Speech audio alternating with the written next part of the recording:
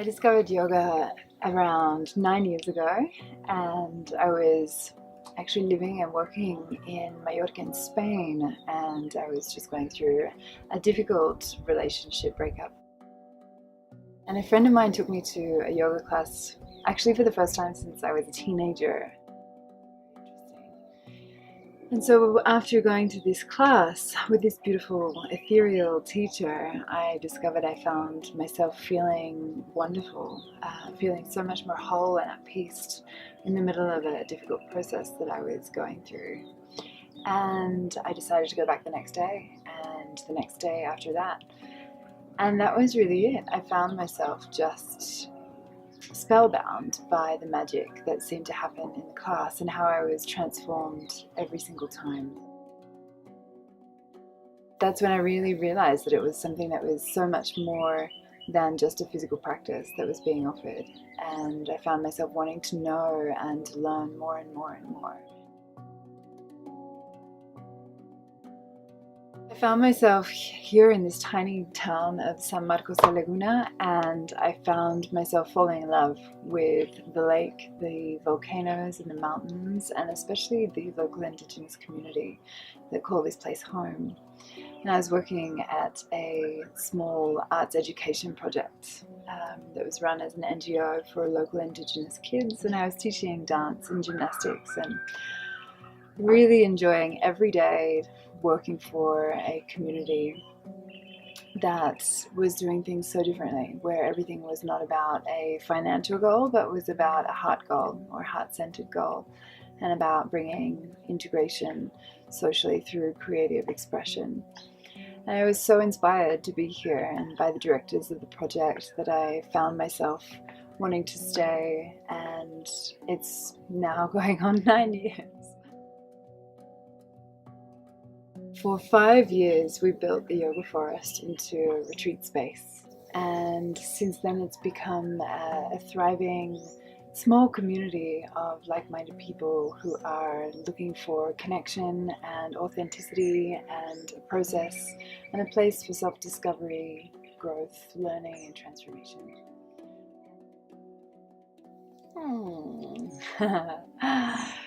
So the journey into motherhood has been the greatest journey so far, and my 1-year-old son Elijah Rumi is my greatest teacher.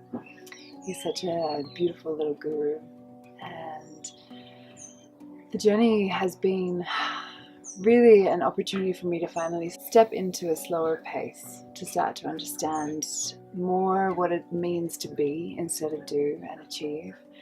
And so that's been a really important opportunity for me to start to soften, and being present with Elijah Rumi is just such a gift every day, in every moment. And so I feel so blessed to be focused around this little being who is just so full of life and so present, so living in every moment and taking in all the magic that is around him all the time.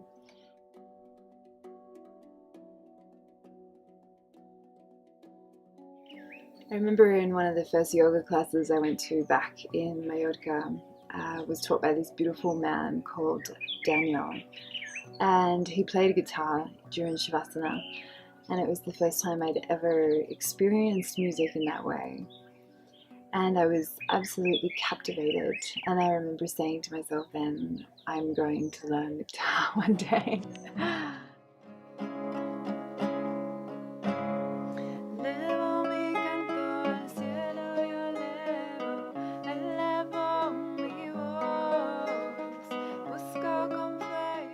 And so since then it's been this journey of discovery with music and sound, and learning many different instruments and how to bring sound and vibrational practices into the classroom and into our daily life.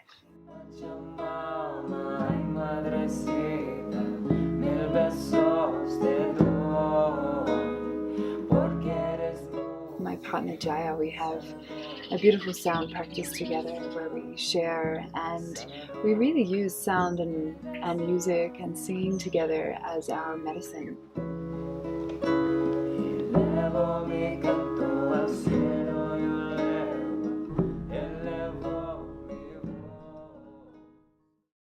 What inspires me in yoga teaching is the element of grace that is present whenever we find ourselves in true alignment, that we can be a channel here to receive the messages as they're coming through and to be able to share that with the class.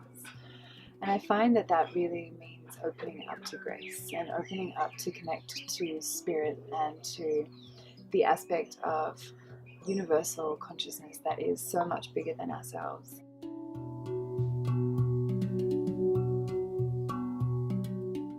For me, it's really about finding what it is that motivates us and what inspires us and what do we feel truly connected to in the moment with. And so it's not about deciding, well, I'm going to follow this path or this path or this path, but actually finding a balance between what it is that calls you home. And so it's really about not limiting and not starting to define ourselves in any way, but keeping ourselves open to all practice, as all practice leads us home to the heart and home to ourselves.